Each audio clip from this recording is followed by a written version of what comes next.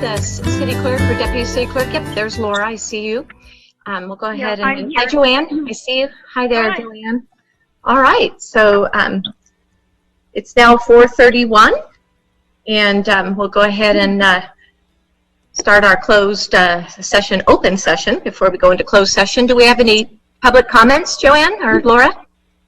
We do have one comment, but we should announce who's in attendance for the record. Great. I can do the roll real quick if you like. Councilmember Ham. Here. Councilmember James. Here. Councilmember Ward. Here. Mayor Pro Tem Ferguson. Here. Okay, and Laura will read the comment. Great, thank you. Okay, this comment is from Matt Hoover. Dear Council, this comment is in regards to 715 Avenida, Colombo. I live across the street from this property, and I have watched this abandoned house slowly deteriorate and crumble over the last 14 years. Last April 2019, 15 months ago, I filed a complaint with code enforcement regarding the health and safety problem that this property has become, not to mention the general nuisance and blight it causes in our city. Nothing was done regarding my complaint, and when I looked it up online in September 2019, it stated it was closed. So I filed the same complaint again in September 2019. Again, nothing was being done, so I sent an email to the Director of Community Development in December 2019.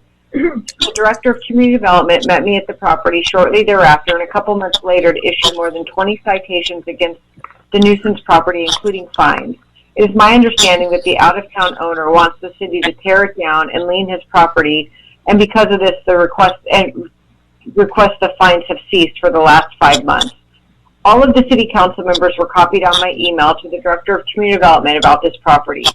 Only one council member contacted me and actually came to look at it. That council member seemed concerned over the hazardous condition this property presented. I don't know if any of the other council members have bothered to look at it, but all of you should be concerned about the liability the city has for not addressing this in a timely manner.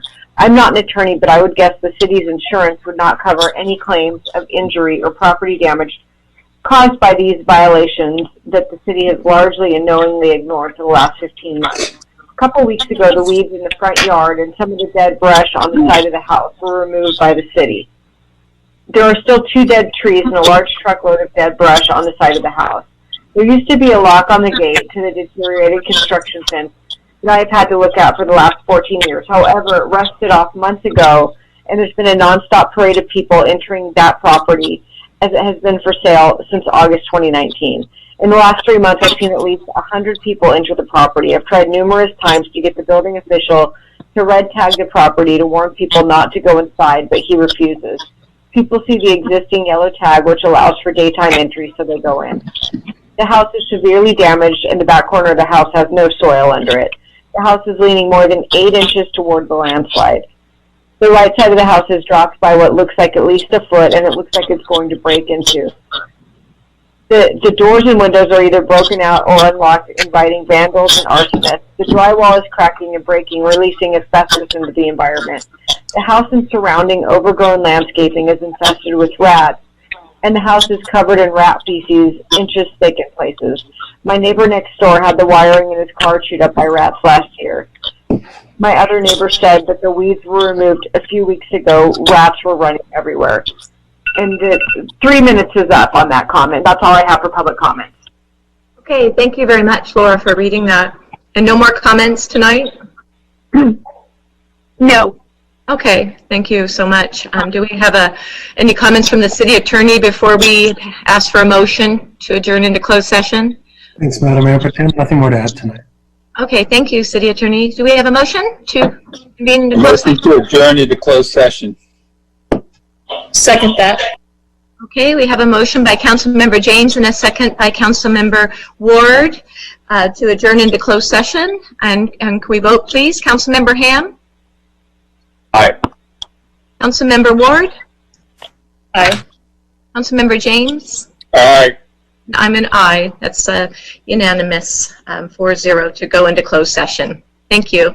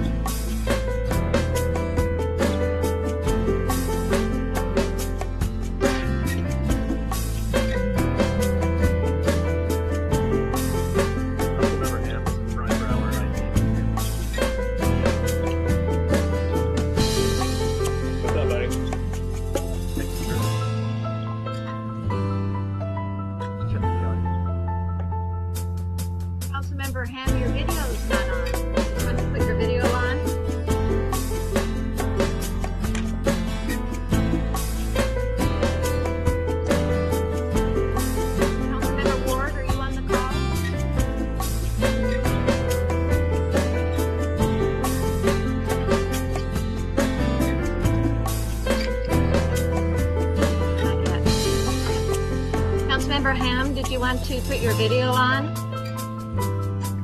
This is Chris, I'm here. Want to put your video on? We can't see you.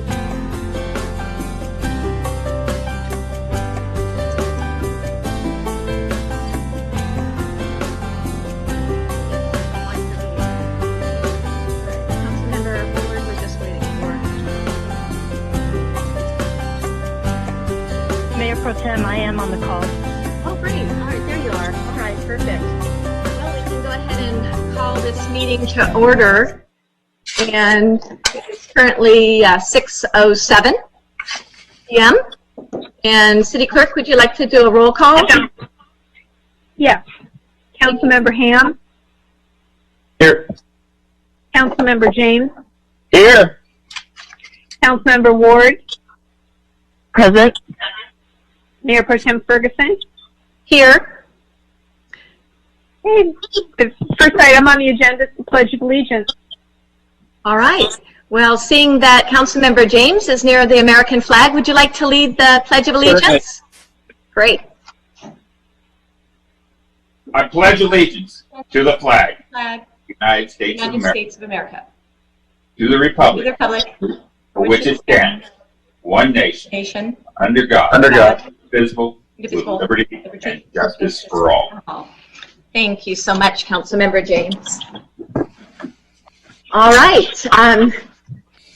City Clerk? Yes, the first item under special presentation is a toll road update.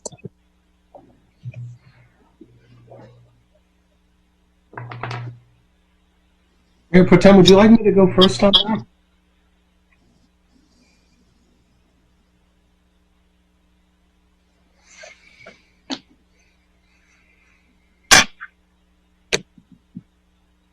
Mayor Pro Tem, would you like me to step forward and give my part of the update? Oh, please, City Attorney, that would be great. Sure. For those of you in the video, this is Scott Smith, the city attorney. Road update. Turn down my feedback a little bit here. There's work that we did last week, in large part, in support of and her sponsorship, SB 1373. SB 1373 is a simple piece of legislation that amends the Streets and Highway Code to remove 241 from the book. That brings the Streets and Highways Code into consistency with the local determination by the Eastern TCA to stop work and further the highway and to support instead the Los Patrones extension. The City Council has been supportive of that effort. The bill the Senate the week before and is on its way to consideration of the Assembly. In talking about that bill, there was, we had noticed that there was significant opposition from environmental, which is a little bit counterintuitive when you think about it, that environmental groups would advocate the highway through patio. And so in that element of the bill and that element of an obligation, the City Council has authorized us to and has authorized its representative to relay any concerns that those environmental groups may have. In particular, with us, that they may be concerned that $28 million in enhancements to the San Mateo Creek watershed might go unanswered if those parkways were built at SR 241. And so what the council authorized the award to do, and for us to do in the litigation, is to propose that TCA make every assurance through their environment that if Los Patrones Parkway is in lieu the freeway, that TCA stand behind its commitment to fund that $28 million and that not go away simply because SB 1373 takes the state highway off the books. So Kathy will be authorized by the council when she attends the meeting on Thursday to propose that TCRD can make that certain assurance to the environmental community so that it's clear that our support of Rose Petron Parkway includes emphatically the support for that mitigation to occur on San Onofre. So that's all I had tonight with that action taken a little bit earlier.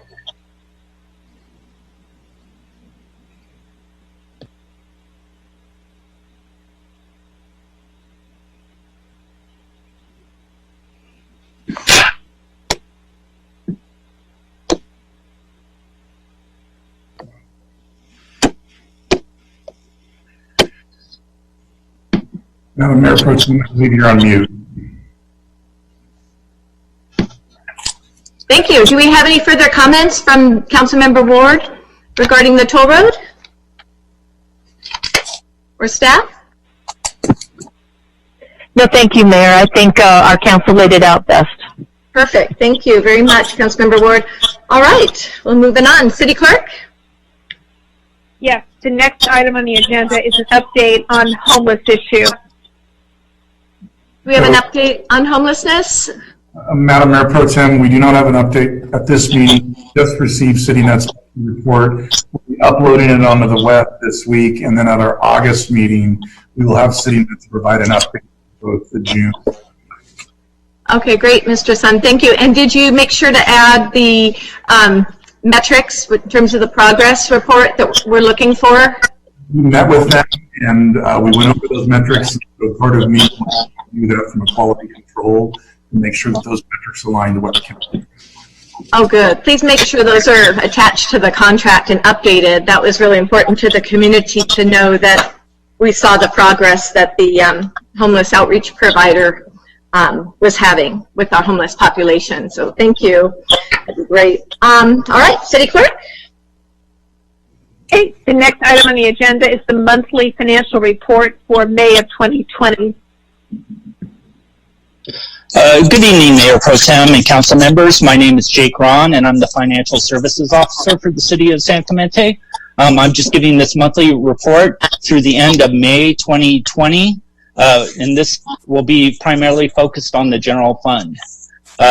Again, we're still anticipating to end the fiscal year without using any of the emergency reserves, and as reported in the budget, we're projecting to end the year with about $4.7 million of unassigned fund balance. And going to the Mayor Pro Tem's information before, that's kind of like the savings account that the city has in its general fund.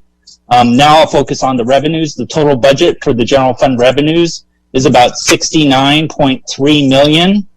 Actual revenues through May 30th or 31st is $61.3 million. That represents 88% of the budgeted amount compared to last year's 90%. Again, I'll focus a little bit on the top two revenue sources. Something I want to point out, property tax revenues are currently at 99%, and we're projecting to exceed the budget revenue amount for the year.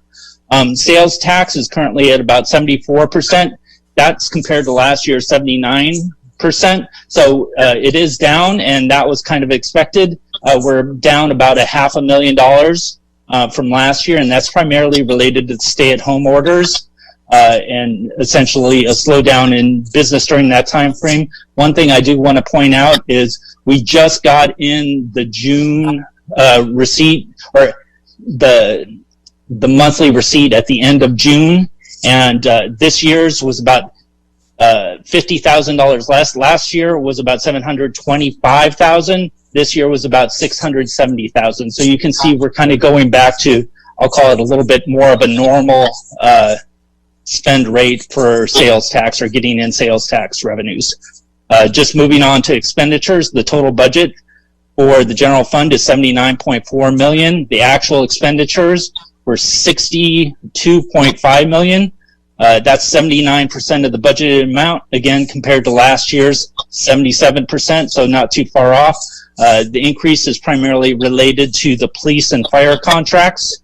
and also primarily in public works related to the maintenance contract area. So with that, that's kind of a quick little summary of where we are at the end of May. Staff's available for any questions that you might have. And again, we'll be working on trying to put together some June numbers while council's on recess. So I'm available to answer any questions that you might have at this point. Thank you, Mr. Ron. I have a question. I'm looking at the expenditures by department under fire, and the fire actuals are down $2.4 million from the amount budgeted. Could you explain that? That would be, we have one more payment to make, and I believe that typically gets made in June. So again, that contract we pay quarterly. So the final payment's done in June. You would see that get closer to the budgeted amount as part of the June 30th reporting. Okay. All right. Thank you. Thank you so much. That makes sense. And then also I was just looking at the current year actual to the budget, and I know the revenue reductions were projected to be down about $2.5 million due to the COVID. So are we going to have, I'd like to see this report come back, or even a memo before we meet again, since we're not meeting until the second meeting in August? Yeah, in August.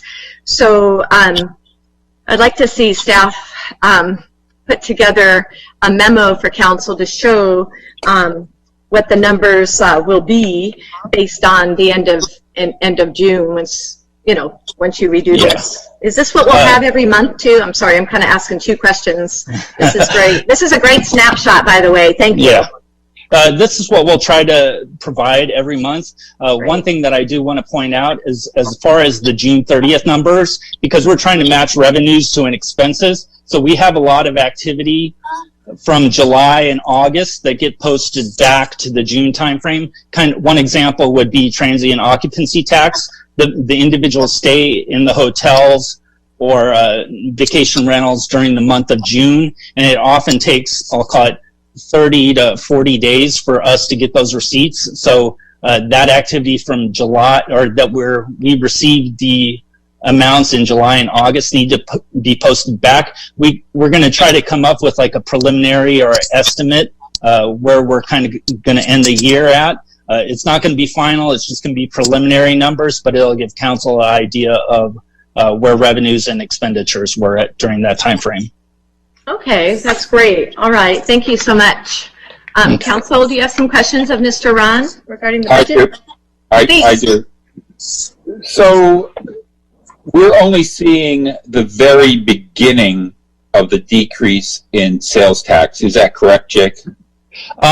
Actually, it's kind of ramping back up to where we were. Again, we get receipts in. It's just we don't get that final reporting or that analysis of which businesses were affected and how reporting, or which ones were being slowed. Also, the governor has put out a deferral program for businesses, so there's going to be some delayed reporting for that. So we're kind of going back to normal. Again, just kind of looking at the Department of Commerce numbers, and again, this is nationwide. The year-over-year sales, or the year-over-year monthly sales, during the month of March, it was down about 5 to 6%, and then we ran into, I'll call it, the stay-at-home orders, and that was a big decrease between 19 and 20%. And then May, it looked like retail sales were just off 6 to 7% from the previous year numbers. So I think we're going back to normal, and we'll just have more information as we get the receipts in and that reporting becomes available by businesses. That's a little bit more what we're talking about. Thank you very much.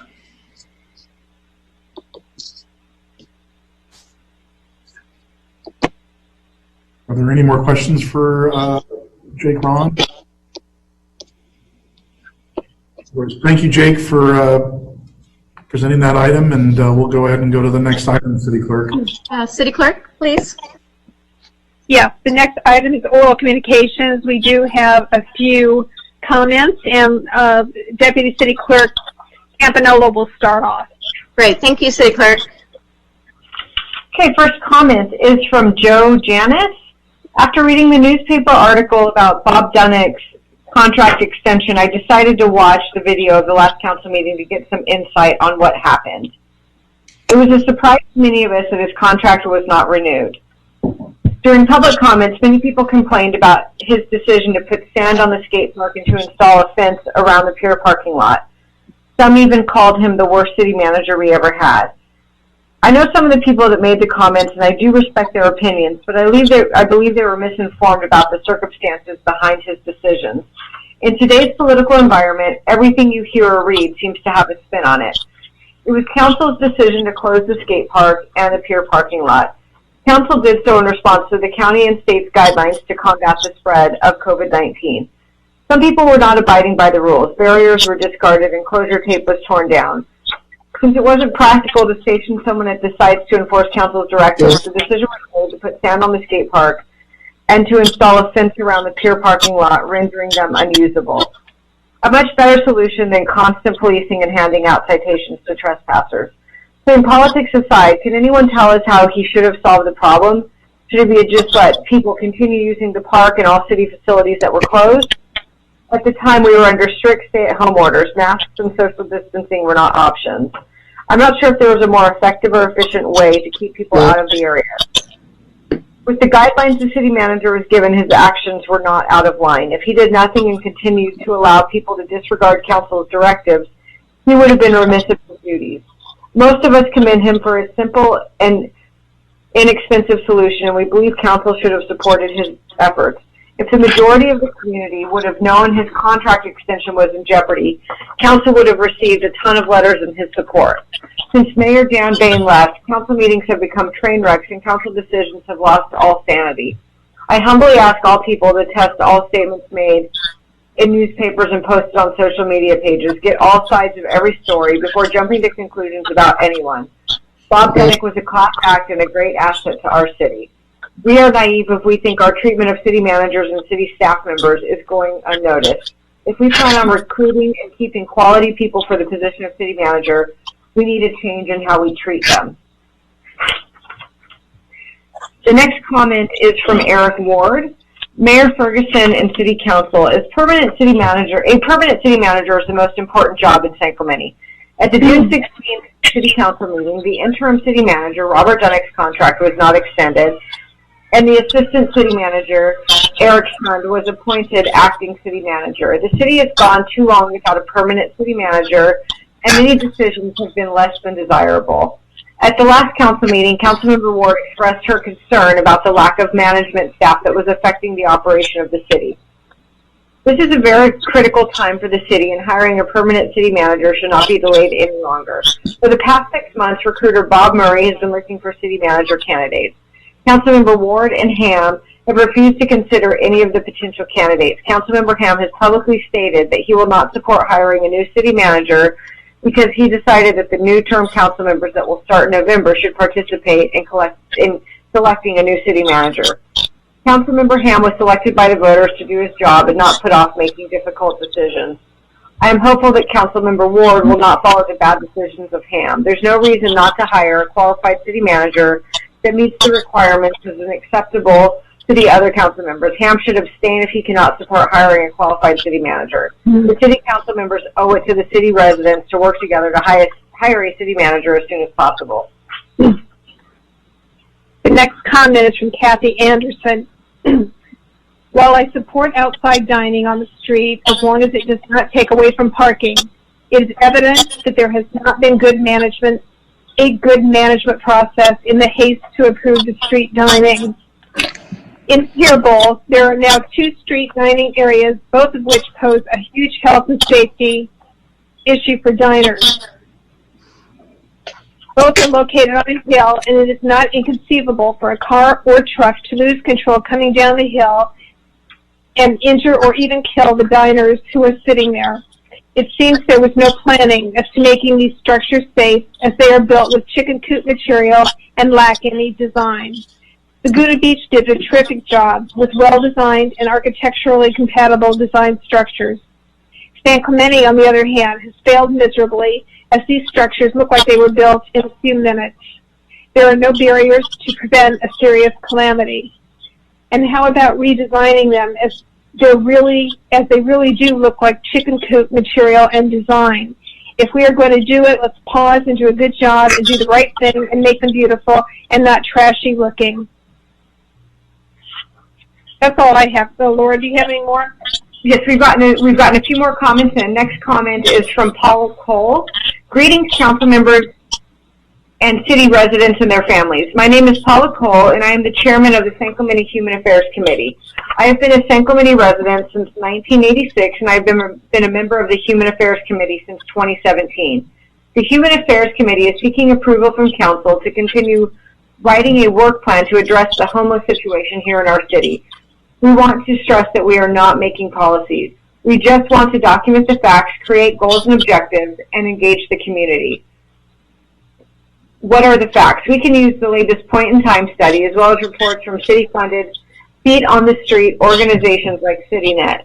We can also document previous year's point-in-time studies so that we understand how the situation is changing. What are the goals and objectives? They could be preventing new families from becoming homeless, securing short or long-term housing for current homeless residents, ensuring nonprofit agencies and faith-based services are coordinated, gaps closed and overlaps identified, minimizing damage to the physical assets of the city due to homelessness, minimizing nuisance and danger calls to OCSD due to homelessness, keeping citizens and businesses informed and engaged. How will we engage the community? We could form an ad hoc liaison committee that meets on a regular basis comprised of some of the following stakeholders: one Human Affairs Committee member and one alternate, one city staff, one city council member, one OCSD representative assigned to the San Clemente region, one CityNet, city-funded feet on the street, one San Clemente Public Safety Task Force member, one FAM representative, one county representative, preferable CAT team, aka Blue Shirts, one nonprofit feet on the street representative, one local business person affiliated with either the Chamber of Commerce or the Downtown Business Association or both, one faith-based leader, a couple of concerned citizens, and at times we will request a testimonial by someone or their surrogate who has been helped out of homelessness by the organizations and the citizens in this community. We can also include a resource guide that will be a living document of all of the organizations in the city that are poised to help people out of homelessness. This resource guide could contain websites, email addresses, and phone numbers. And in order to achieve the goals and objectives that we have listed, we could take advantage of whatever metrics are available that are factual and vetted to measure the situation. We don't expect the homeless issue to go away just because we are working on it, but we do expect to achieve clarity. We also hope to engage the community in positive and empathetic discussion. Thank you for your time, Paula Cole, Chairman, San Clemente Human Affairs Committee. Next comment is from Donna Vidrine. City Council members, staff, and leadership team, thank you for your time and attention tonight. The homeless living on the streets and in cars continue to be a problem in San Clemente. Without city leadership, the homeless problem is going to continue and escalate over the next few weeks and months. Please continue to have a homeless update as an agenda item for the City Council meetings. It's important for the San Clemente community to be informed of the leadership plan, progress and success in working towards solutions to get our homeless persons off the streets, public spaces and beaches, into temporary shelter leading to sustainable, affordable housing.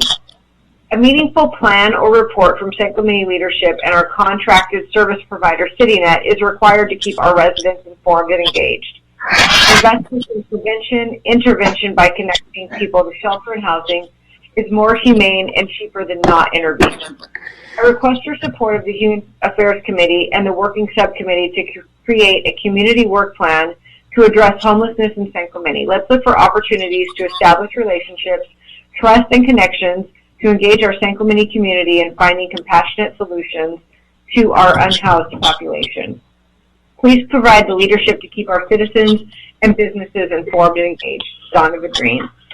And our final comment for oral communications is, good evening, Council. I'm writing to share my perspective on the idea of forming a homeless task force, which has been discussed by the Council in previous meetings, but not yet approved. The idea for our homeless task force seems to have been sprouted from the town hall meeting on homelessness held in 2019, which was organized by then Mayor Pro Tem Bain, then Councilmember Ferguson, and members of the Human Affairs Committee. After the town hall meeting, the homeless task force idea was proposed to council, but didn't get enough support to be formed. The very complex homeless issue was instead tackled by council and staff directly. Then, sometime later, the council once again discussed the homeless task force, and after rejecting the idea again, seemed to advise the Human Affairs Committee and Public Safety Committee to address the homeless situation by forming subcommittees. However, these subcommittees were halted after learning from staff that there was actually no clear direction given.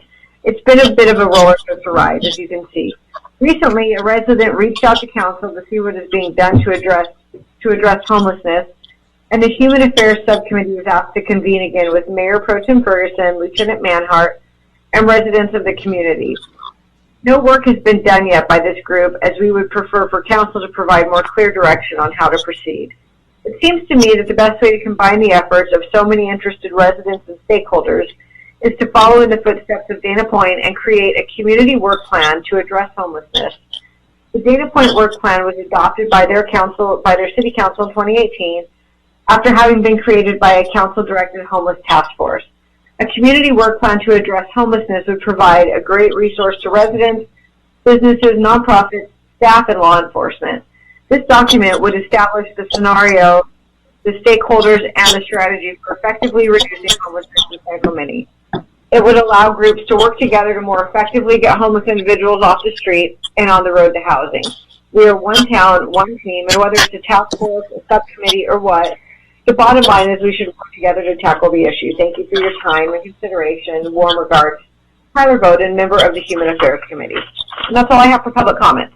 Great. Thank you so much, Laura and Joanne. Excellent. The next item, City Clerk?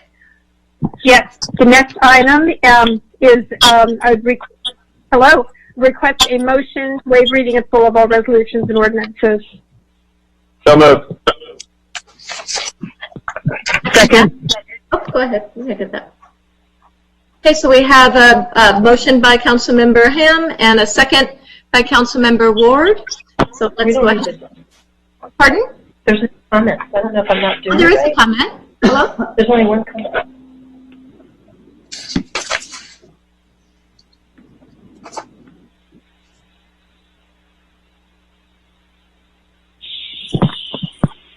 Mayor Pro Tem, I believe you're on mute. Okay, can you hear me now? Yes, thank you. Okay, great. All right, so we have Councilmember Ham made the motion for the waiving reading of full of resolutions and ordinances, and Councilmember Ward made a second. Let's go ahead and vote. Councilmember James? Aye. Councilmember Ward? Aye. Councilmember Ham?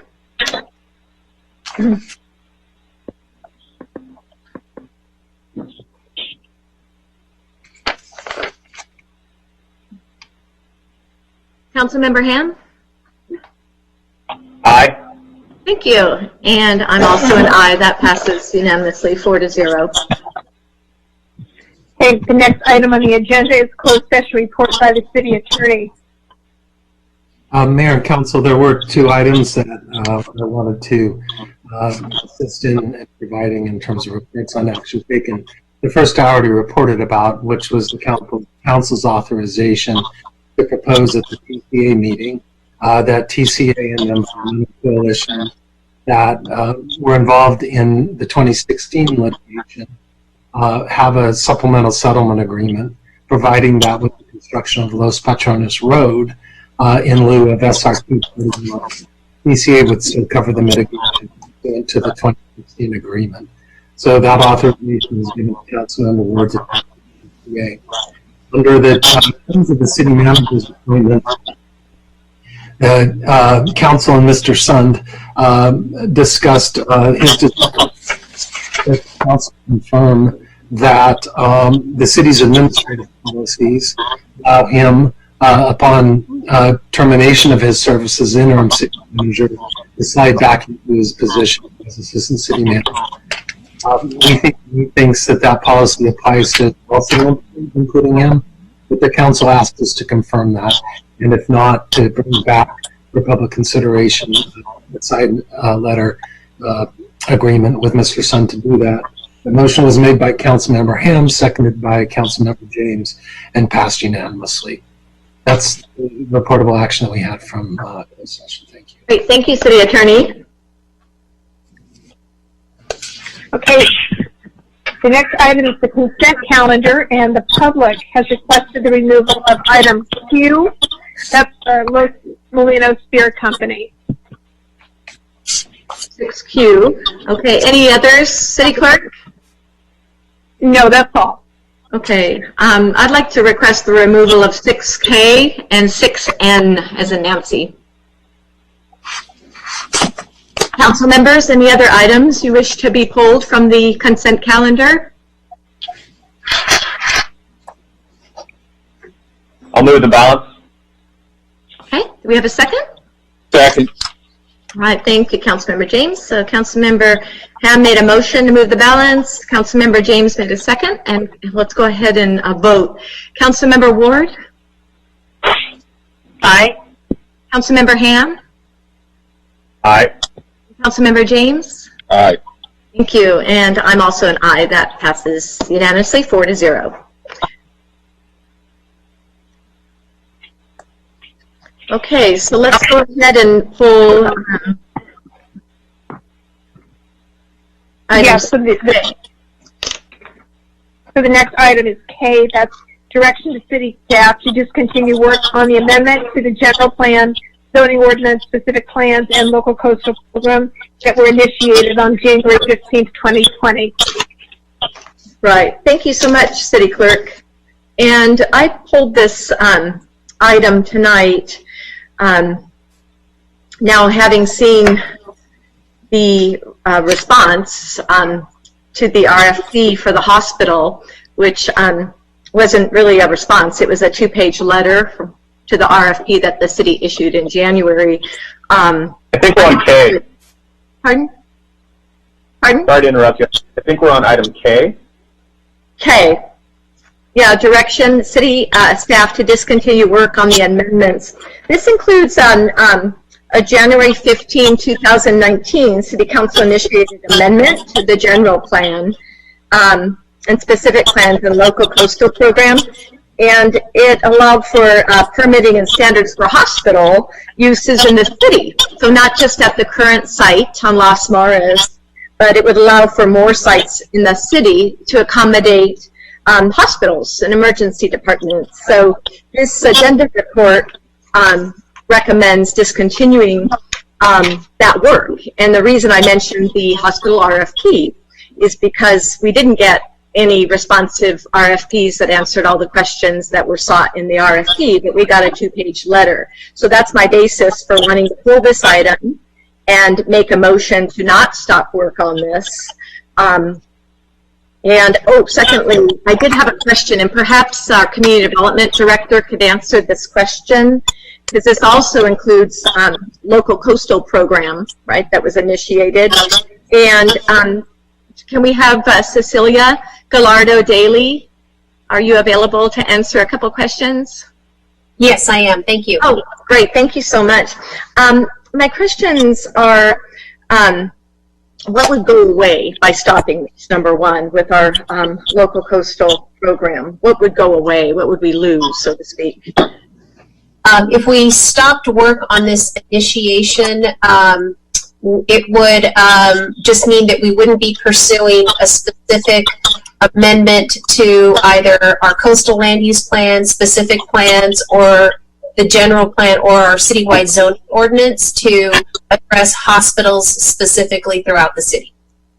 Okay, so it won't interfere with anything else that we have underway pending approval, like the zone, so to speak, for short-term lodging units. This doesn't interfere with that application?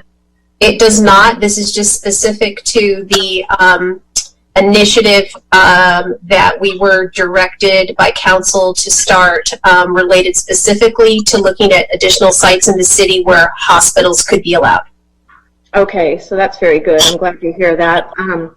Also, okay, well, that's helpful. And I guess that's about all I have to say on that. I'd like to keep open the option for us to pursue that in the event hospital provider emergency departments don't particularly want to go at that site, that there's options elsewhere in the city, maybe even someday closer to La Plata.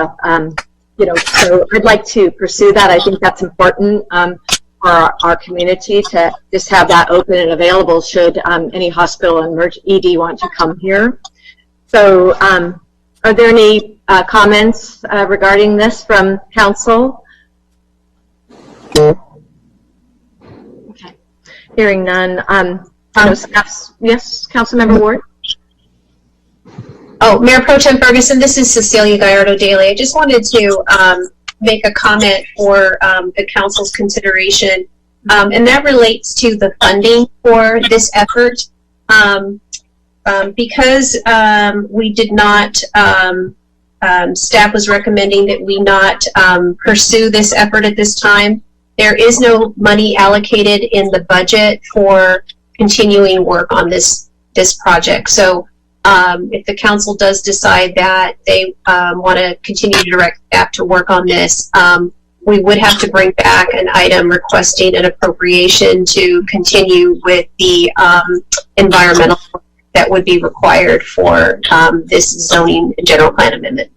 Great. Thank you, Cecilia, for clarifying that. I know we have an item in the tonight's agenda regarding seeking an appropriation, even though the budget's already adopted. It's for bridges and public works for the 5 bridges we have to do improvements. So that can, in fact, be done. So thanks for bringing that up. That's important for the public to know that's watching.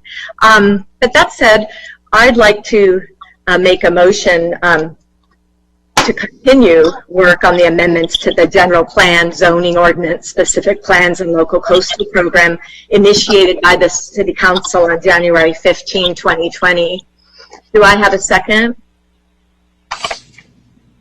How much money are we talking about that they would need? Cecilia said that money would be required if we move forward with this. How much? Yes, I recall the amount being approximately $100,000. Thank you.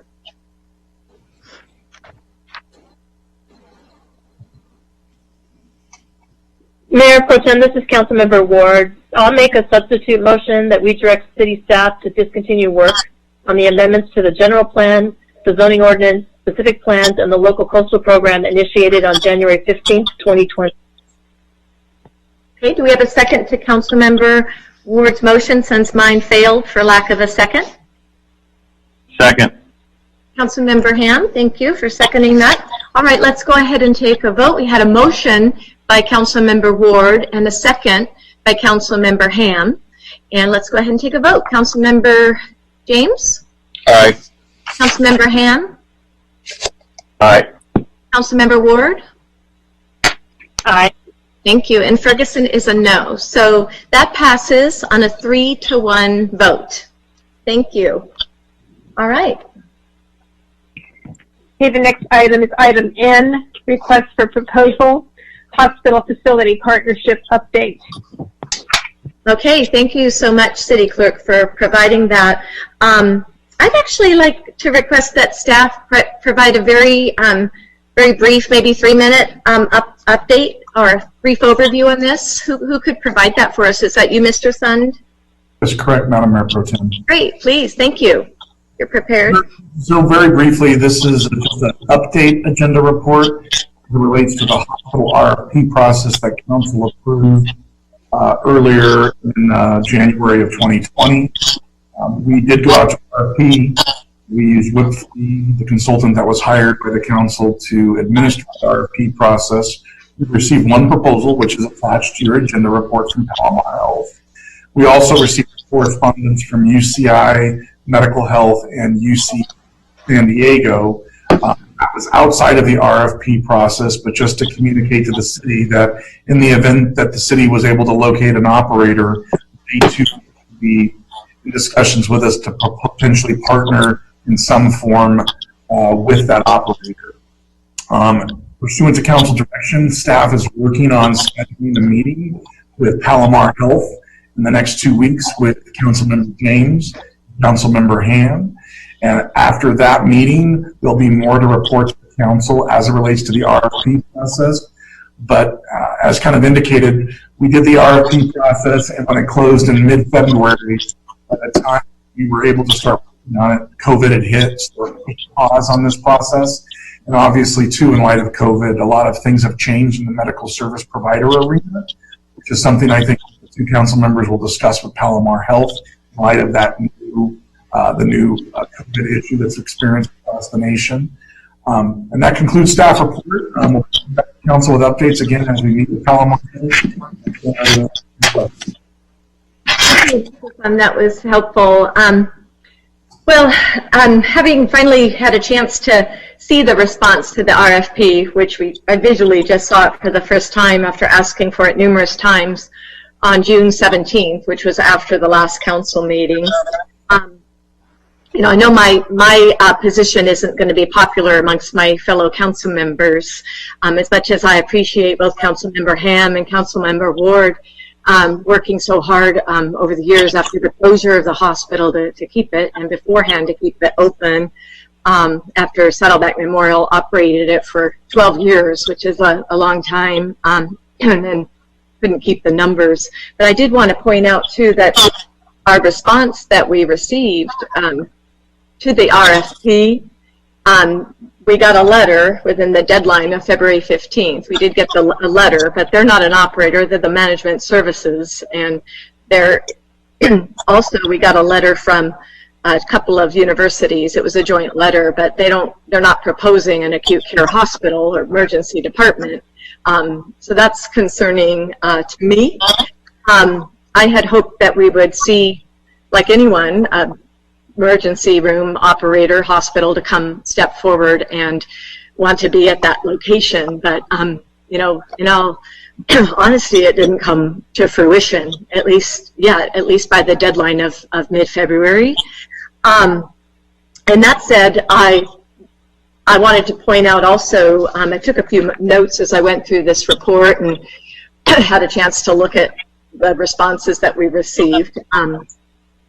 That it's important that the public know, too, that we are on a timeline, that there will come a time soon that we pay $15,000 a month in security and maintenance for a property that's shuttered, right? If something doesn't happen with that property, that's due to the settlement agreement between Memorial Care and the city of San Clemente from June 2019. And also, important to note that the prior city council rezoned the property over 4 years ago to ensure we retained an emergency department, which we need. I think that would be great. We have this tri-city area here. However, no one has said they're going to step forward to pay for that and do that. And at the time that this happened, council had thought that we needed to have this because hundreds of people would die, but that didn't happen. And the hospital's been shuttered for over 4 years now. And I'm just a realist, and I'm not trying to bring gloom and doom on this. It's just that the facts are that we didn't get what we anticipated, and hospital and emergency department providers weren't lining up to go there at this location. But that said, we do have, the city of San Clemente has a lobbyist, and the lobbyist works year-round. He's paid $180,000 a year. But I think it would be wise for the lobbyists to try to change the law so that we could eventually see an emergency department here, a standalone emergency department, because that's what we really need. But as you know, with Senator Bates and Assemblymember Breaux, who tried to keep that hospital open as a standalone, the emergency department open as a standalone, that didn't happen at that time. But I think it would be effort, time and effort well spent to do that. Also, regarding the funding mechanism, that the one proposal that did come in within the deadline for the RFP request is proposing that the 100% of the risk goes to the taxpayers and the city general fund, a combination of both, because the land would need, if in fact this was due, the city has an option, for those that don't have the history, an option to be able to purchase that property, right? And so then to raise money to be able to actually bring that hospital up to par. The original RFP said it would be $63 million, and then to completely renovate it, tear it down, and start over, it's $163 million was the estimated cost. That's a lot of money. And so with Palomar proposing their financing proposal, and what they do create hospital districts, is to float a general obligation bond on the ballot. And of course, 2/3 of the voters would need to vote for it. But still, if you look at GO bonds, you know, they're not just on the surface, the amount that's being passed, you know, it's double that with the interest and legal fees and so forth over time. And I just think the risks of that far outweigh the rewards. Purchasing this property, and we don't have an operator that actually came forward. But that's my opinion, and I always like to weigh the risk versus the benefits before using taxpayer money to pursue something. And furthermore, the city, we've already spent, at least about 6 months ago when I had asked our two prior city managers how much we'd spent on this so far in terms of legal costs, and it was about $875,000, so we're probably closer to $1 million now, but we don't have anything to show for it. So that's really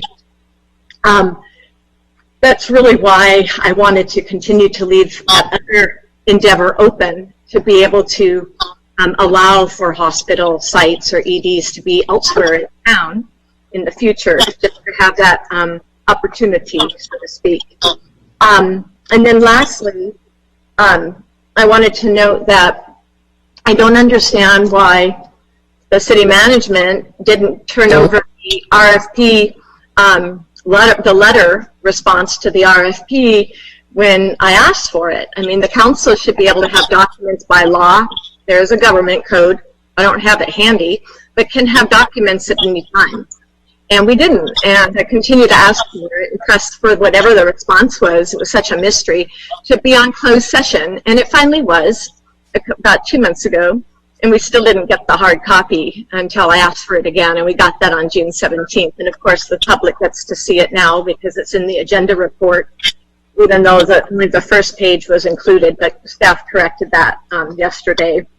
So that said, I just would really like to see, at this point, I'd like to see a memo, like just so we have some more information to be able to make decisions going forward. A memo that would include how do we avoid this $15,000 a month, and can we, right, as the city council's will, to continue trying to find an operator. And then secondly, as I mentioned earlier, if the lobbyists can work to try to change the law, I'm sure we'd get a lot of support from other smaller to mid-sized communities that, you know, the hospitals just aren't surviving. I mean, that's a trend nationwide. So I'm sure we'd get a lot of support for that, because other communities would probably love to have an ED as well, a standalone, with all the high-quality urgent cares around. And then lastly, what it would take to rezone the property as well at this point. So that's all I have. Thank you. Laura, thanks for your comments. I think Memorial Care might have done a better job of outlining their points, and I think the PIO probably did a better job the last 4 years in doing that. So thanks for rereading Memorial Care's points on that. It's very appreciated. I'm sure they're very happy that they supported you in the last election, and now you're carrying the water. That being said, we did go to the State Assembly and ask them to change the state law so we can have a standalone ED, and we did do that in conjunction with Memorial Care already, so we've been down that road. That being said, I'm going to make a motion that we receive and file the report. Okay, I'm allowed to comment in response, though, and I'd like to say that I did not write my talking points based on any press release or any website at Memorial Care. By the way, this is my position coming directly from me, and it's rational and it's common sense, and I'm looking out for the taxpayers and being fiscally responsible. But thank you. Do we have a second for Councilmember Ham's motion? Not quite yet. I have a couple things. Oh, please, Councilmember James. There is no doubt our response was at best lackluster and disappointing.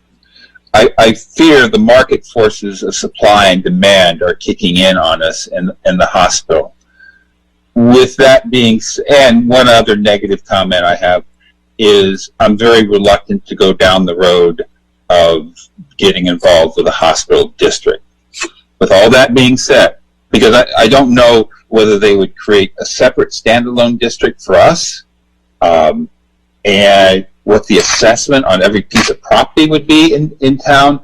I have some significant concerns there. With that being said, I still think we need to go forward, talk with Palomar Healthcare System. I have a question for either the city manager or city attorney. What breach of protocol would it be for us to explore UCI, UCSD? It did happen outside the RFP. What do you have any concerns about us going down the road of exploring UCI and UCSD? Because I think that is very attractive to me. Councilmember James, Interim City Manager Erickson, what I would recommend is obviously we're meeting Palomar Health for the RFP process and your communication with them with Councilmember Ham. If there was a want by Councilmember Ham and yourself to also facilitate a meeting with the representatives from UCI and UC San Diego to just explore the intent of their letter, I don't think that would be problematic while you're also doing the RFP process. So that was the will of the council. We could facilitate that as well. Correct me if I'm wrong, City Attorney. I'd concur in that assessment. Chris, I think it'd be prudent for us to at least have that conversation with them. Do you agree with me? Yeah, I'm open to anything. I'm not going to shut the door on any opportunity to get a hospital emergency room in the city of San Clemente. Thank you. Okay, with that, I have all the questions and all the comments I was going to make. Thank you very much. Okay, and Councilmember Ward, do you have some comments? So my comment is I agree with the direction that we have had so far, and this is a receive and file, so I'll move that we receive and file that report. Okay, do you want to make a motion for that, or do we not need one, City Attorney? I suggest. I think Councilmember Ham did that already. I missed that. Okay, Councilmember Ham made a motion to receive and file. So I'll second that. Okay, great. Thanks, Councilmember Ward. And we have a motion by Councilmember Ham, a second by Councilmember Ward. And let's vote. Councilmember James? Aye. Councilmember Ward? Aye. Thank you. Councilmember Ham? Aye. Thank you. And I'm a no. So we have a motion then by Councilmember Ham, second by Councilmember Ward, and that vote passes with 3-1 with Ferguson no. Okay, so we're good. City Clerk? Yep, the next item is item Q. That's the parking agreement for Los Molinos Beer Company. And we have, I have one comment that I will read. This is from Stephen Marshall. I support this new brewery in the Los Molinos area. However, I am concerned that parking in Los Molinos will still be impacted because Mulligan's patrons have been using parking here forever past 10 p.m. when the park is closed and the parking lot is packed all the time. Does Mulligan's pay the city rent for the parking lot? If this is going to be used as parking for the new brewery, then signage should be installed and enforced. Mulligan should be held to the same standard as Los Molinos Brewing Company. It's not fair for you to treat one business one way and another business a different way. If you don't approve this item tonight, I suggest proper signage go up to enforce parking curfew at Bonito Canyon Park. Sheriff's Department will not enforce without proper signage, and there are several parks that lack this. If you do approve it, signage should clearly indicate who the parking is for and that it is a tow-away zone. Lastly, the city should reevaluate if Mulligan's indeed has enough required parking for their patrons, and if not, some type of parking lease agreement should be arranged for them as well. That's all I have unless Laura's received a late communication. Laura, have you received any more?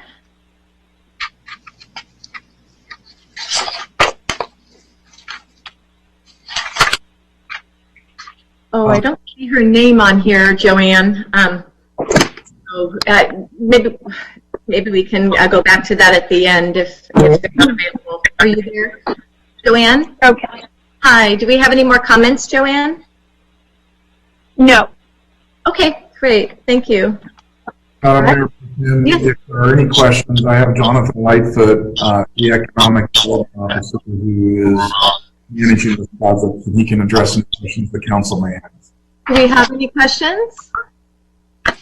I'll make a motion. Great. That'd be great. Councilmember Ham? Move that we approve and authorize the Mayor Pro Tem to execute contract C20-39, a parking lease agreement signed between the City of San Clemente and Los Molinos Brewery. Second. Great. Thank you. Councilmember Ham made the motion and Councilmember James seconded it. Let's vote. Councilmember Ward? Aye. Councilmember Ham? Aye. Councilmember James? Aye. And Ferguson is an aye, so that passes 4-0. Thank you.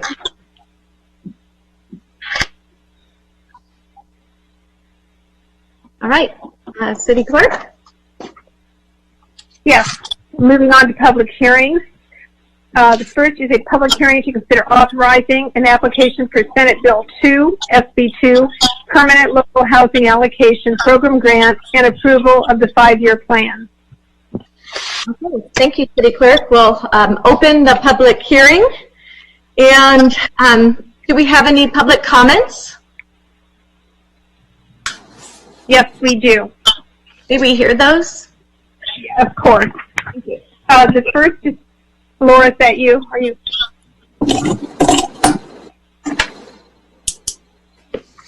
Oh, okay, I'll read it. The first is from Maura Nicolette. Good evening, council and staff. I was thrilled to see this item on tonight's agenda. It's great to see the city go after money that is there for the taking, given that there is a considerable amount of money often left on the table in this county. FAM and CityNet do great work. FAM helps many people in our community, a small minority of whom are homeless. The overwhelming majority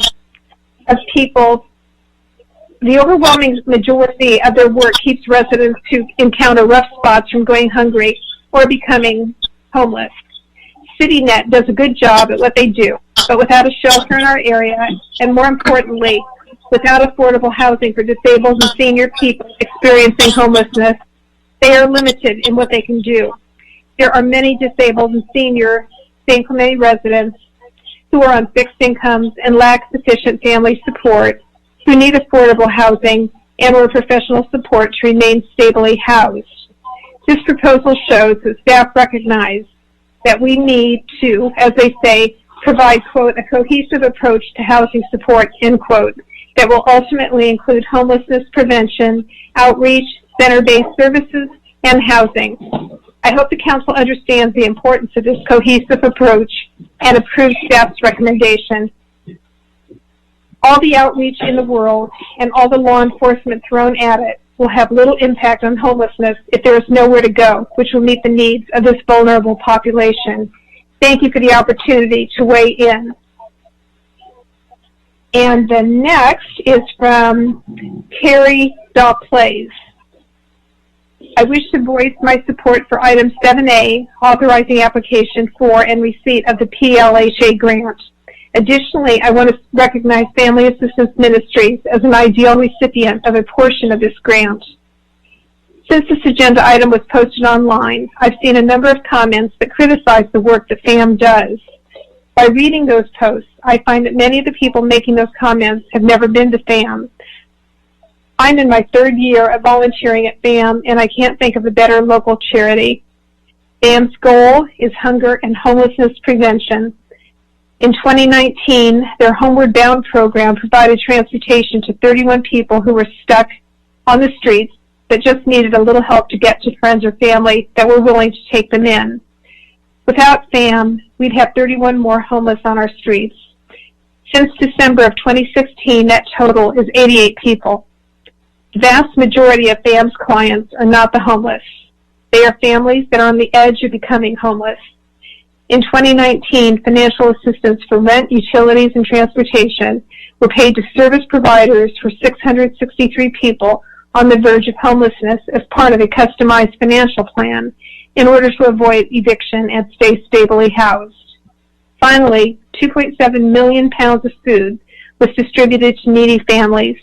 When it comes down to buying food or paying rent, which do you think people will choose? With FAM's assistance, these families don't have to make that choice. This is free money to the city. They just need to ask for it. With an estimated total of nearly $1 million over 5 years, this money can do a lot of good in the hands of the right people. And that is all I have, unless Laura's received a late comment. I do have a couple more comments. Next is from Pat Davis. I am in support of your city proposal to seek funds from the SB2 Permanent Local Housing Allocation Program. Your plan over the 5-year period increases outreach services and homelessness prevention. With a gradual shift of resources to a navigation center and then to permanent supportive housing, it would be the basis for long-term solutions in a community with significant need. Location is key for those benefiting from your services program. I hope throughout the 5-year process you continue to identify other resources that can expand your target populations and increase commitment to developing affordable housing and services. We hope to see such efforts in our communities. Regional improvements are key. Thank you. Thanks to your staff for their hard work on this. People are suffering and this will help. Next comment is from Denise Flory. Clemente City Council, I'm writing to ask the City Council to adopt Resolution 20-49 as outlined in the meeting agenda item 7A tonight, July 7th, 2020. I'm a resident of San Clemente and I support this plan that staff has presented. I am pleased to see the path we are proposing to achieve better solutions for affordable housing and for a system for assisting those in our city temporarily without shelter. This progressive plan with funds available over 5 years seems it will be a good complement to the other housing initiatives the city is working on. Thank you for your attention to these important issues and for your thoughtful service to our community. And the final comment is from Bill Hart. Members of the City Council, I'm supportive of the proposed effort to obtain state SB2 funding to assist with at-risk or actual homelessness. Even with the grant, the city will have finite resources available to assist at-risk or homeless individuals. The city needs flexibility to react to trends and developments that cannot be fully anticipated at this time, yet the grant is conditioned on a 5-year plan. I urge the City Council to allow flexibility according to needs and solutions as they emerge. Having reviewed the agenda report, I suggest City Council consider at minimum the following questions. It appears the city will be locked into services agreement with FAM and CityNet for at least 2 years. If these service providers are producing inadequate or unsatisfactory results, will there be any way to exit the agreements? The SB2 grant allows for a wide range of uses. Does the grant application establish a certain prioritization of these uses, or in future years can money be reprioritized? And that's all I have for public comment. Okay, thank you so much. Anyone want to make a motion to close public comment? I'll second your motion. Thank you, Councilmember Ham. Do we have a second to Councilmember Ham's motion to close the public comment? Thank you, Councilmember James. All right, I think we're good there. All right, we'll go ahead and have a staff report. Do we have a brief staff report? Yes, thank you, Mayor Pro Tem Ferguson. This is Cecilia Gallardo-Daly from the Community Development Department. This report was prepared with Janet Batchelor, our management analyst, so I'm going to let Janet talk a little bit about this agenda item and the grant application. That's great, thank you. Welcome, Janet. Mayor Pro Tem Ferguson and members of the City Council, I am Janet Batchelor, management analyst in the Community Development Department. This is a request for approval to apply for the Permanent Local Housing Allocation Program grant and approval of a proposed 5-year plan. In 2017, SB2, the Building Jobs and Homes Act, was approved that established a permanent ongoing service.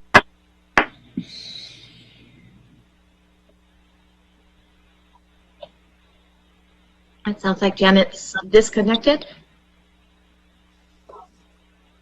I see her here. Janet?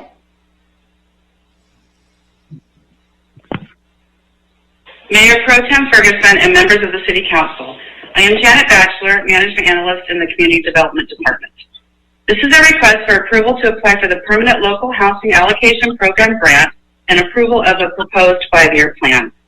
In In 2017, SB2, the Building Jobs and Homes Act, was approved that established a permanent ongoing source of funding dedicated to promoting and facilitating affordable housing development.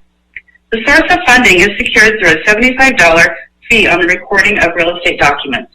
The fee became effective January 1, 2018, and is projected to generate $200 million in annual revenue statewide. Can you hear me? Yes?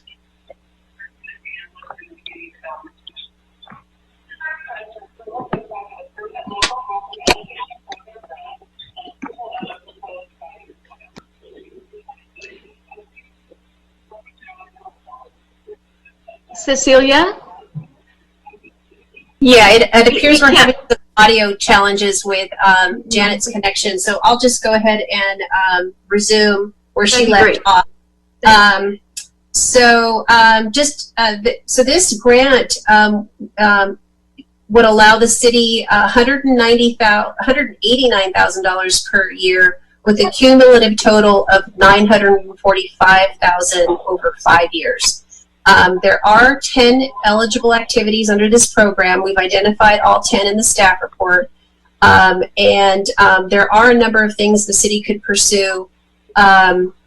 What this idea or this recommendation came from staff to look at addressing the needs that are homeless or at risk of becoming homeless. The city currently has no ongoing dedicated source of funds to assist persons who are experiencing homelessness. So staff identified these grant funds as a potential source of that funding. The grant requires the development of a 5-year plan. The idea behind the proposed 5-year plan is that it's progressive and builds on the services that are provided each year.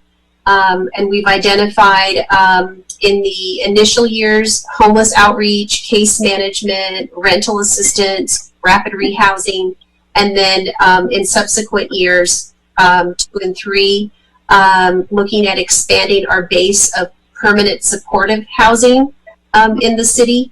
And this could be done through the creation of either new housing opportunities or putting funds towards the preservation of existing permanent supportive housing in the city.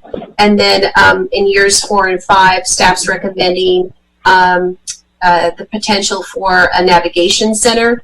No specific location or provider is identified. This is just an idea for a consolidated service hub where those at risk of homelessness could connect to services.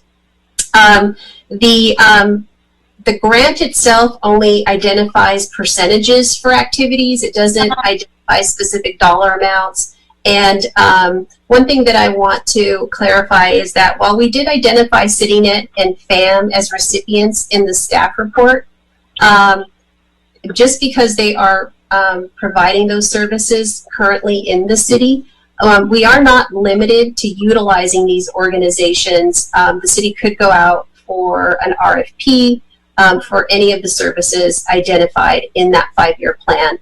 In the plan, we simply identify service providers.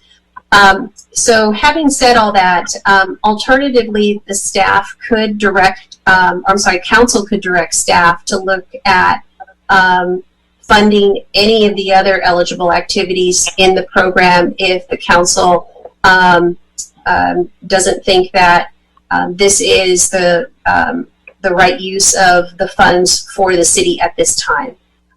In addition, we can apply for these funds at any time. We have 5 years to use the money, and if we apply next year, we still have the ability to apply for all 5 years. So if the council wants staff to go back and get additional public input or think about some other options within the program that we could fund, staff is more than happy to do that.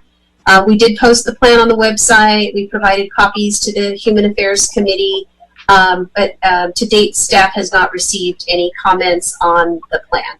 And that concludes my report, and I'm available for any questions. Thank you so much, Cecilia, and Janet too. Thank you. Council, do you have some questions? I'll make a motion if there's no questions. Any questions or comments? I have some comments, but I'd like to defer to my colleagues to go first. Councilmember Ward, Councilmember James. Councilmember James, you're on mute. You're on mute. Thanks. So my comment is, I'm going to be hard pressed to support permanent supportive housing in San Clemente. We're talking about putting, I hate the word homeless because it really misses the point.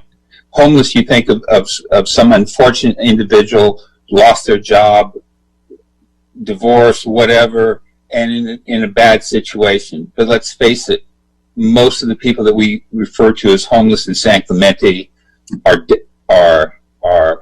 addicted. They have mental health issues, and we're talking about putting these people who are in need of services more than they are in need of shelter next door to families, and ruining our being a blight on our neighborhoods. I can't support that. With that being said, we certainly need to look at, $950,000. That's a ton of cash, and I think there are organizations out there, Solutions for Change being one of them, that we should be looking at on how they address homelessness and people who are homeless, how they address the addictions, the mental health issues, but just providing shelter for someone and putting them next door to families when in fact they're suffering from addictions and mental health issues is not the way to go. I'm a little concerned about this navigation center. It appears to me that could become some sort of beacon for more homeless to come to our city. As I cannot support this in its current fashion. We spend a lot of time in San Clemente fighting sober living houses, and it just appears to me that permanent supportive housing is sober living on steroids. And I'll make one other comment. You look at what happened in Las Bolas. 17 units with hard-working, low-income people were displaced with permanent supportive housing by an organization out of Laguna Beach. It's just not acceptable for me, and I'll be a no on this. Thank you. Thank you for your comments, Councilmember James. Councilmember Ward, do you have comments? Oh, Councilmember Ward, are you there? So, Sophia, I have a question. On permanent supportive housing, we already have that in our city. Isn't it things that we have where we house people while they're getting on their feet? It's not the city doing it, but it's other groups. And I don't want to bring up their names because we do try to keep it confidential. But permanent supportive housing isn't housing that they're living here forever. Is that correct? We do have permanent supportive housing in San Clemente. Permanent supportive housing is long-term housing. It is for those people that are chronically homeless, and chronic homelessness is defined as having both a long history of homelessness as well as a disabling condition. So those that are in permanent supportive housing are in this type of residential facility because they are unable to live on their own. So permanent supportive housing facilities that are in San Clemente, for example, have a resident manager on site 24 hours a day.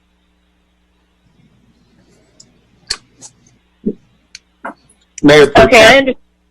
Oh, I'm sorry, Kathy, please. No, Jean, go ahead. I was just saying thank you for the answer. I appreciate it. Mayor Pro Tem, I would be willing to make an alternative motion if we took permanent supportive housing out of the equation here. All right. Well, that's a consideration too. Before we make that alternative motion, well, actually, Councilmember Ham hadn't actually made a motion. We wanted to have some discussion, but I'd like to just make a few comments in addition to yours, Councilmember James and Councilmember Ward, that I'm not comfortable going forward yet. And I did reach out to Community Development Director, Cecilia, about this, and she did say that the funds aren't in jeopardy if we did put this off for a year. So I'd like to see us have a game plan in terms of, particularly as you noted, Councilmember James, the navigation center.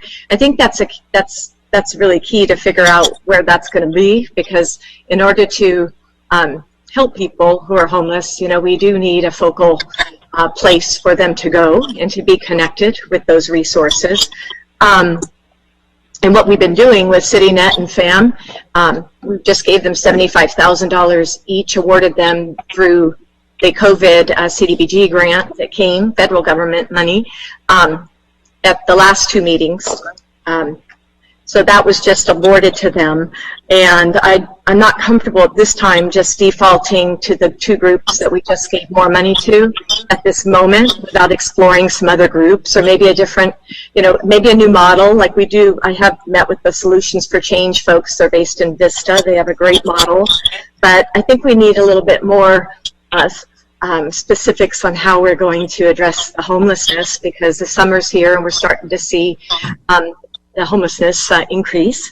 And then also I'd like to see what the two groups in which you're the liaison for, Councilmember James, for the Public Safety Committee, and then our Human Affairs Committee, to see what they come and bring back in terms of ideas to the council, since months ago we had assigned Human Affairs and Public Safety Committee to work together on bringing us some ideas.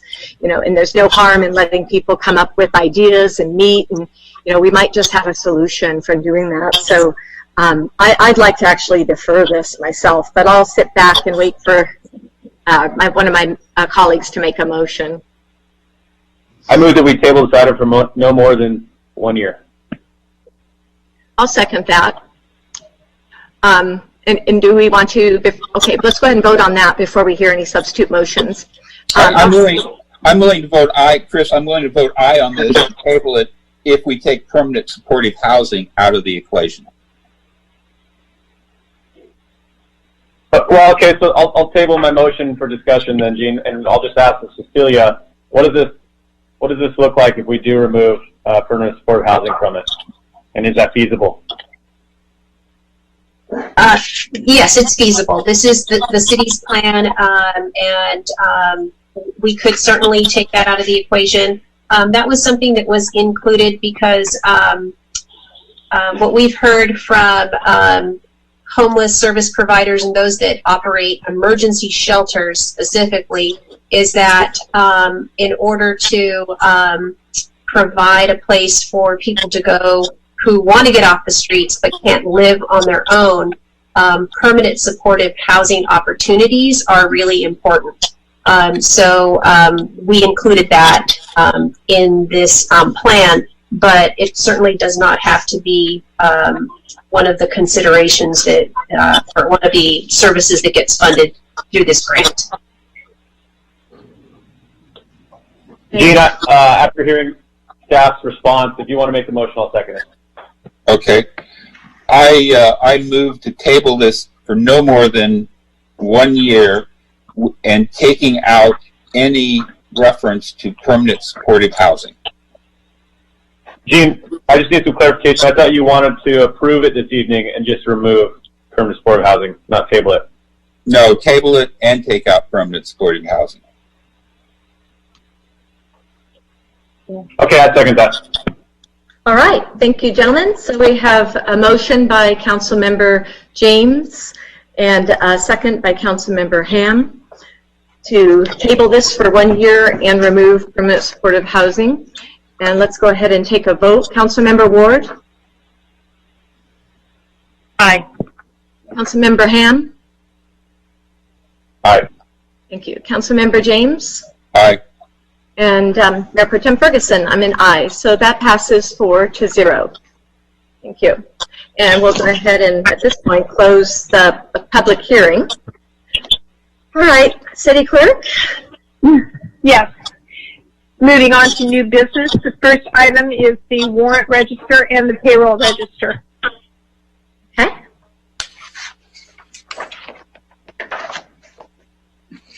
All right, so do we have a motion to approve the warrant register?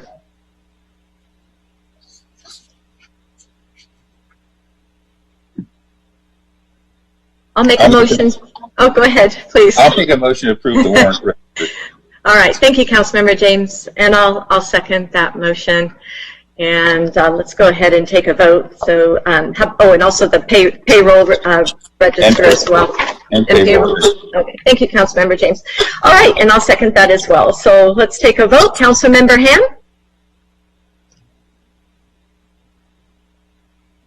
Aye. Thank you. Councilmember Ward? Aye. Thank you. Councilmember James? Aye. And Mayor Pro Tem Ferguson's an aye. So that passes 4-0. And the next item is item B, concerning repealing Chapter 1564 of the San Clemente Municipal Code concerning the Avenida La Plata Supplementary Road Fee Program. All right. Thank you so much, City Clerk. And do we have a brief staff overview of this item?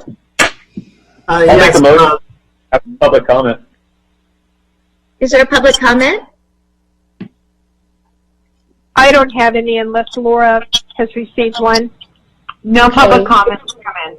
Okay. May staff give a presentation, a brief presentation on this item or an overview? Thank you, Mayor Pro Tem Ferguson. This is Tom Bynum, Public Works Director. My brief comment is that this is a program established almost 3 decades ago, as indicated in the report, to help fund construction of La Plata. And it's a program that thankfully fulfilled its intended purpose. As you all know, the roadway's been constructed and in operation for almost 2 years. So it's time for the city to formally conclude this, as the County of Orange will also take a similar action in early August. And I'm available for any questions you may have. Great. Thank you, Mr. Vonnegut. Do we have any questions of Mr. Vonnegut or any comments? No? I'll make a motion that we introduce ordinance number 1701, entitled Ordinance of the City Council of the City of San Clemente, California, to end the Avenida La Plata Supplementary Road Fee Program and repeal Chapter 15.64 of the San Clemente Municipal Code. Second. Great, thank you. All right, so Councilmember Ham made the motion and Councilmember James seconded it. So we'll take a vote. Councilmember Ward? Aye. Councilmember Ham? Aye. And Councilmember James? Aye. And Mayor Pro Tem Ferguson's an aye. So that passes 4-0. Thank you. The next item is oral communications part 2, and I don't have any emails unless Laura has received one. We have one comment that has come in from Donna Vidrine. Okay, please. And it is the response to the RFP from Palomar Health is credible and needs to be pursued. I understand Palomar Health's intent would be to establish ED and inpatient services immediately to meet community needs and start a revenue source. Palomar Health is a respected, known entity with proven capabilities, partnership effectively. And that's all I have. All right, thank you so much, Laura, for that comment. Okay. Okay, moving on to reports. The first item is City Council appointee to the South Orange County Watershed Management Area Executive Committee.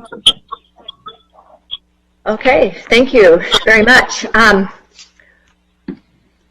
Would anyone like to recommend someone serve on that committee? I'll volunteer for that. Oh, you? Okay, great. Councilmember James, do we have a second? Yeah, I second, Gene. Great, thanks, Councilmember Ham. All right, so we have a motion or a nomination by Councilmember James to serve on the SOCWMA Executive Committee, and a second by Councilmember Ham. So let's go ahead and take a vote. Councilmember Ward? Aye. Thank you. Councilmember Ham? Aye. Councilmember James? Aye. And Ferguson is an aye. So congratulations on your new appointment to SOCWMA. That passes 4-0. Okay. Yes. Mayor Pro Tem Ferguson, did you wish to appoint an alternate to that committee as well? Oh, sure. May I nominate myself to be alternate? Do I have a second? Second. Second. Oh, thank you both. All right. So Ferguson's nominated herself to be alternate to SOCWMA Executive Committee, and we had a tie for Councilmember James and Councilmember Ham. Give it, Chris. All right, Councilmember Ham is the second. So, and let's go ahead and vote on that. Councilmember Ham. Aye. Thank you. And Councilmember Ward. Aye. Councilmember James. Aye. Thank you. And Ferguson's an aye, so that passes 4-0. All right. Okay, the next item is a COVID-19 update by the city manager. City Clerk, Madam Mayor Pro Tem, members of the City Council, Interim City Manager Eric Sund. Not a lot to report out, but I think what's important to note is, in light of COVID, we've had some changes within our city as it related to the 4th of July celebration. And I think it's really, really important to comment and recognize a number of individuals who really contributed to the community to ensure that the best and the event was safe. Both OCSD and Marine Safety were tasked with managing a number of different events in the city on 4th of July, and they were fantastic, devoting resources and keeping the public safe. And so I want to personally commend Lieutenant Manhart and Sergeant Ketchum, and I also would love to present or communicate that Lieutenant Rod Malott and his Marine Safety team went above and beyond, and so really, really appreciate their efforts. Additionally, we had our 4th of July show at Vista Sports Park. It went off very safely and good show.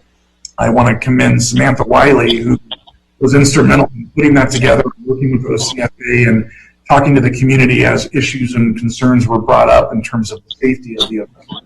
And so I know the team put a lot of effort into it. And lastly, our maintenance department, led by Randy Little and his team, put all day and into the evening maintaining street closures, dealing with the issues that came up throughout the day, and their dedication was well recognized and very appreciated by all city and obviously partners. And so with regards to COVID-19, as the community really read, we've seen a spike in COVID cases, and there have been some walkbacks in terms of now obviously businesses, specifically restaurants, not allow indoor dining for the next 3 weeks.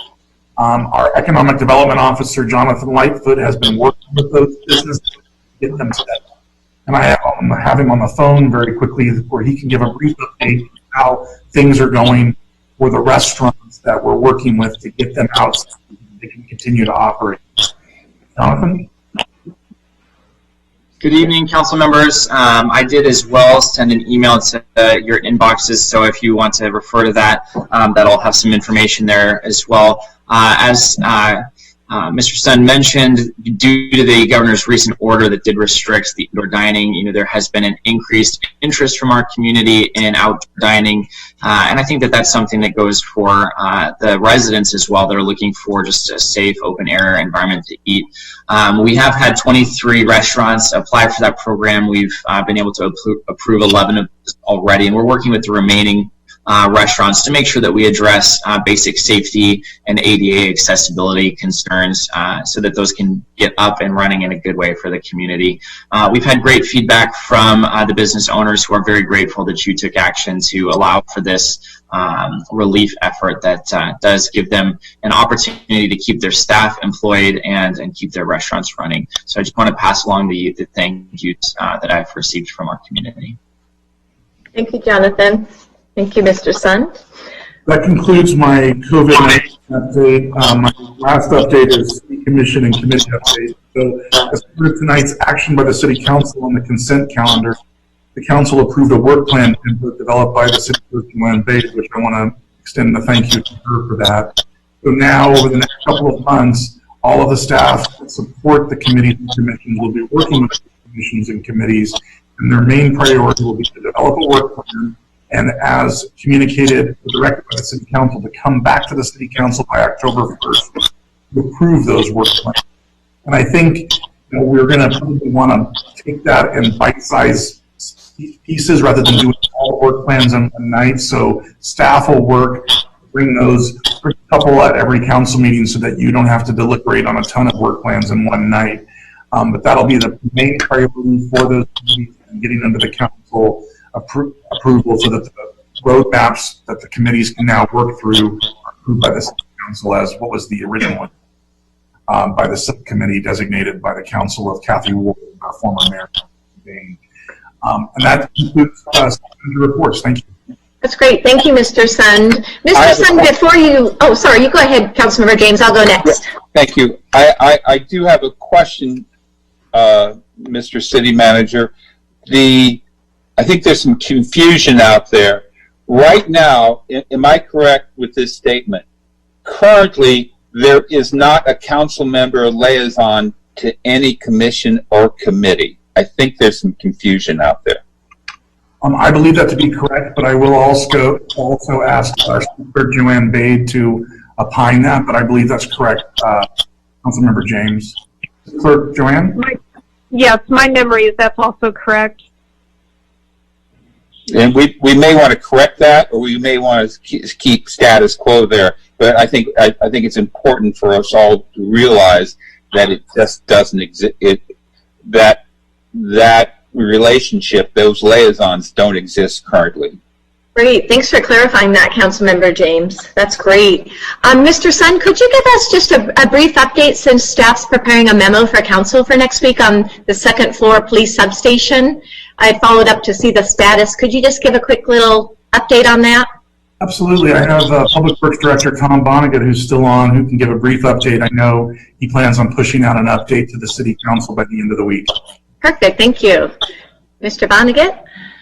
Thank you, Mayor Pro Tem Ferguson. This is Tom Vonnegut, Public Works Director. So we are continuing to move forward with the second floor, well, the project to establish a new substation for the Sheriff's Department on the second floor of our City Hall building. So we have an approved conceptual layout. We've been working with Lieutenant Manhart and Orange County Sheriff Department design staff. So we have arrived at a layout that takes about 3/4 of the floor that will work functionally and provide, you know, everything that the Sheriff's Department needs and meets their requirements. And so I've already moved into the beginning of the detailed design phase. This is where our consultant will actually design all of the mechanical, electrical, plumbing systems, walls, everything to be able to put construction documents together to go out to bid.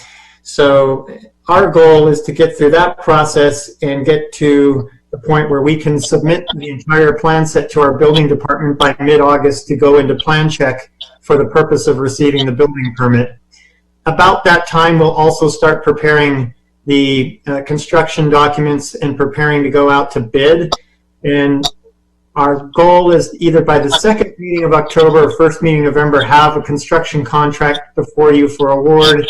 And then we're looking at construction until probably sometime late March or April, and finish that project and get the sheriff moved in there permanently. Great. Thank you. That's a great update, Mr. Vonnegut. That's wonderful. I know the San Clemente Police Services will be very excited to hear that, and the community too, and wait for that. So wonderful. All right. Any other questions for the city manager before we move on to city attorney? I just want to echo a couple things Eric said. It was amazing, all the departments that put together the 4th of July on the 4th of July. OCSD, Marine Safety, maintenance folks that were out there all day blocking the streets and doing all the things they were doing. Samantha Wiley and Eric, even Fireworks of America. They put on a great show. There were a lot of people that were very concerned about fire that night. And one of the things I did, and I think people need to hear this, one of the things I studied was I went there and I actually walked that area with Matt from Fireworks of America, who actually lives here in San Clemente, so he's vested in the community. And those fireworks, I can assure you, were safe. You had OCFA there. You had a couple fire inspectors there. It was extraordinarily safe, and by going there and looking at what they were doing, I felt comfortable and confident it was going to be a safe evening, and indeed it was. And thank you, Mr. City Manager, for orchestrating that whole thing. Thank you, sir. Great, thanks, Councilmember James, for the comments. Wonderful. I just want to make a couple comments to add to what Gene said. Those were fantastic words, Gene. And I just want to send a big thank you to all of our seasonal lifeguards, both in the city and the state. I personally watched probably close to 50 rescues, and as far as I know, we had no drownings that day. And I want to say a big thank you to all the lifeguards that put their lives on the line on July 4th to not only make sure the residents of San Clemente were safe, but all the visitors to the city of San Clemente were safe. So thank you very much. Excellent. Thank you, Councilmember Ham. Very beautifully said. All right. And pending no more further comments for the city manager. City clerk, we have. Yes. The next would be city attorney report. Mayor Pro Tem and Council, I've got nothing more to report tonight. Thank you. Thank you, city attorney. Wonderful. Now we have council member comments. I'll go. Great. One of the things we have to do is, as a council, we're not teammates. We don't have to be friends, but we do need to be colleagues. And we need to be able to do the business of this city with respect and dignity. One of my biggest concerns is potential city managers looking at us and watching our meetings, and I'm very concerned about if we're able to get the right city manager to come to San Clemente based on at times what some citizens around San Clemente say is our dysfunction. You know, we need to represent the city. We need to be as good as the citizens of the city. We need to be as great as the city is great. And I just feel sometimes we're falling down on this. For my transgressions, when I haven't been professional, I apologize. And I would just ask that we set all the passive-aggressive comments aside and just do the business of the city.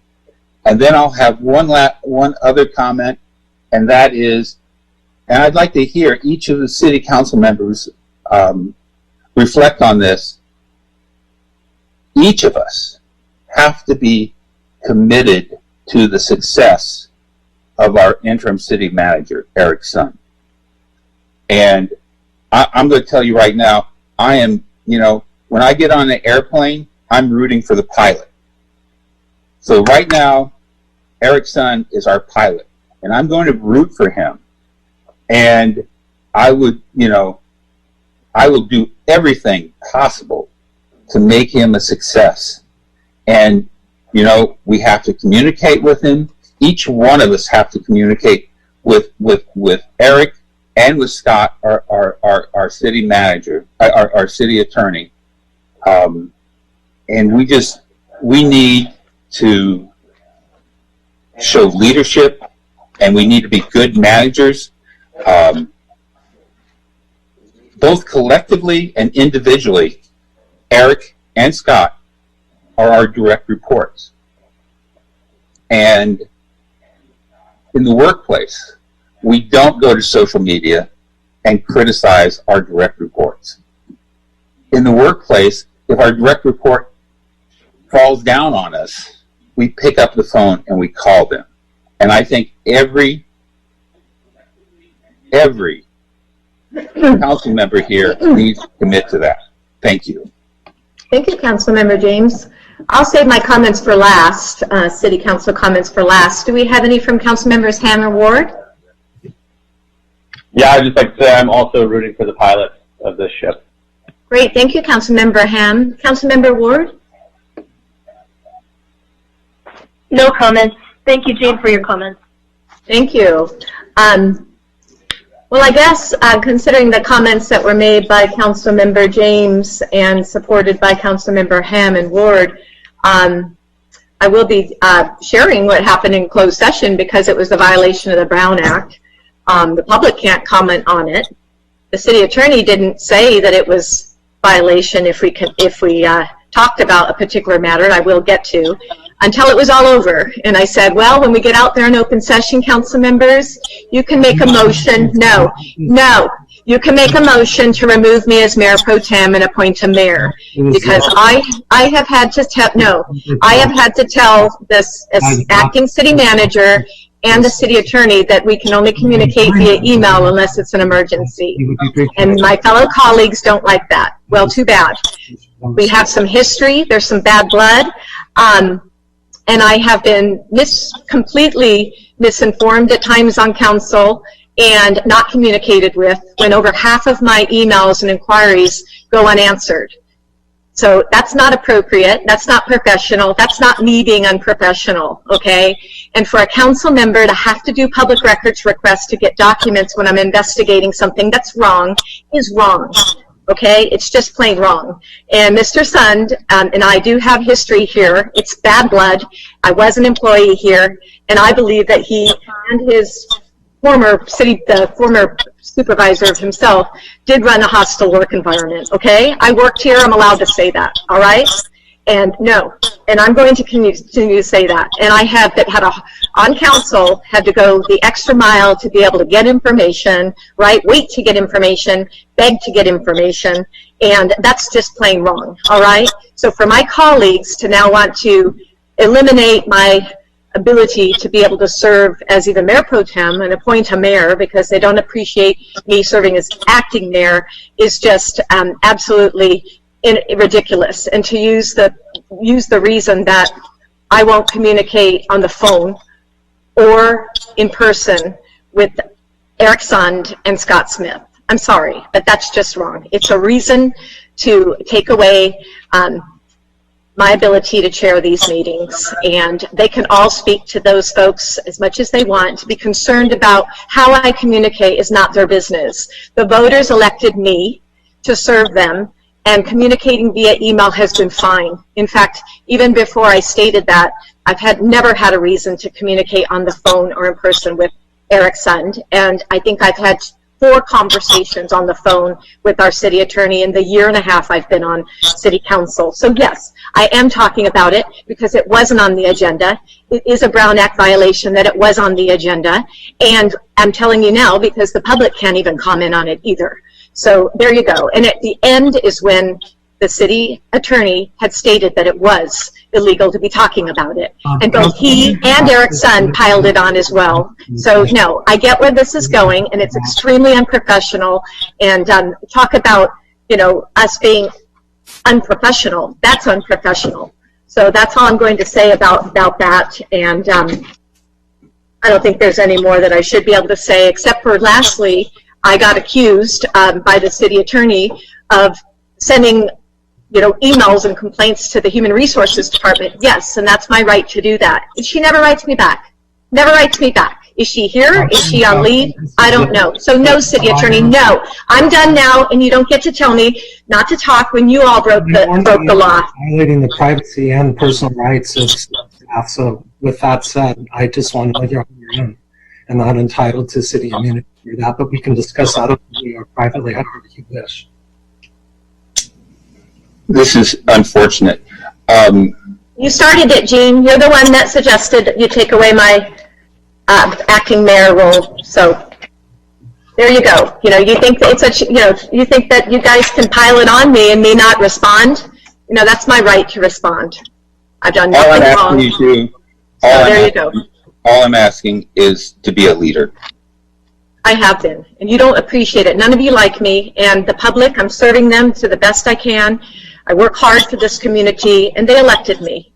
And I know I ran as a reformer, and I know this place doesn't appreciate that, and you don't either. It's happened since day one the mistreatment, the verbal mistreatment, some attempted bullying and attempted harassment. You know, I'm a big girl, but I'm going to be vocal, and I will speak out whenever I want to speak out. It's my First Amendment right, and I use my Facebook page accordingly to communicate with the constituents, and I'll continue to do so. You can't tell me not to.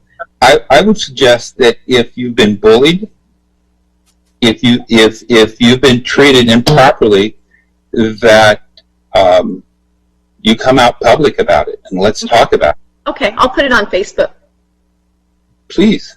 I summarized it before you got on council. I did send a full email to the city council regarding one individual, but there's more, so I can. But I, again, try to take the highway road and be professional, and that's what I've been trying to do. So anyhow, so that said, those are my council comments for tonight. I'll save my other ones for another time. I would ask the city attorney and the interim city manager, Mr. Sun, is it difficult communicating in the way the mayor pro tem lays it out for you? Mayor pro tem and council, this discussion isn't on the agenda. The council member is able to make lateral comments. I was just reporting. I don't think you should. Thank you. Yeah, thank you very much, City Attorney. We should have stopped that long ago when that started. The pile-on started in closed session, but it didn't, and it was illegal, and it was my right to report it to the people. So anyhow, that said, hearing no, do we have any further comments, Councilmember Ham or Councilmember Ward? Yeah, I have some questions. I feel like City Attorney Scott Smith wanted to make some comments during the onslaught of comments. He's welcome to now. He's welcome to now, Councilmember Ham. You always tell me I interrupt you, and I was being interrupted. So I was hoping to. Well, you did the record, but you can. Sorry, Chris. I was hoping to be able to consult with the council in closed session about the advisability of waiving attorney-client privilege if I do share the privacy rights of staff. But we'll do that. Thank you, City Attorney. Do we have any other comments by council members? Yeah, Scott, do you need us to go to closed session? Is that what you're asking for? Well, if the meeting's over, there's no point. There's no need to go in closed session. You can all go into closed session if you'd like, but there's really no need to. I was just reporting the violation of the Brown Act. Okay, so I just want to put on the record, there was a lot of accusations flung in every direction from Laura. And while I wasn't able to follow all the accusations, I did recognize a couple of them, and I just want it on the record that I refuted the comments that she made this evening. With that, I'll adjourn the next regular council meeting. It's scheduled to take place August 18th, 2020. The closed session items will be considered at 5 p.m. and the regular business meeting will commence at 6 p.m. Okay, but City Clerk, we didn't have a second to the reading of resolutions and ordinances. Do we have a second, Councilmember Ham? Under resolutions and ordinances, there were none. There were none. Okay, thank you. Right. Mayor, I second the adjournment motion. Okay, thank you, Councilmember Ward. So we have a motion by Councilmember Ham and a second by Councilmember Ward to adjourn the meeting to August 18, 2020. And let's go ahead and take a vote. Councilmember James? Aye. Councilmember Ward? Aye. Councilmember Ham? Aye. And thank you. Mayor Pro Tem Ferguson is an aye, so we are adjourned at 4-0 vote, unanimous. Thank you, and enjoy your time off, everyone. And we don't come back for about 6 weeks. Take care. Thanks for tuning in, everyone.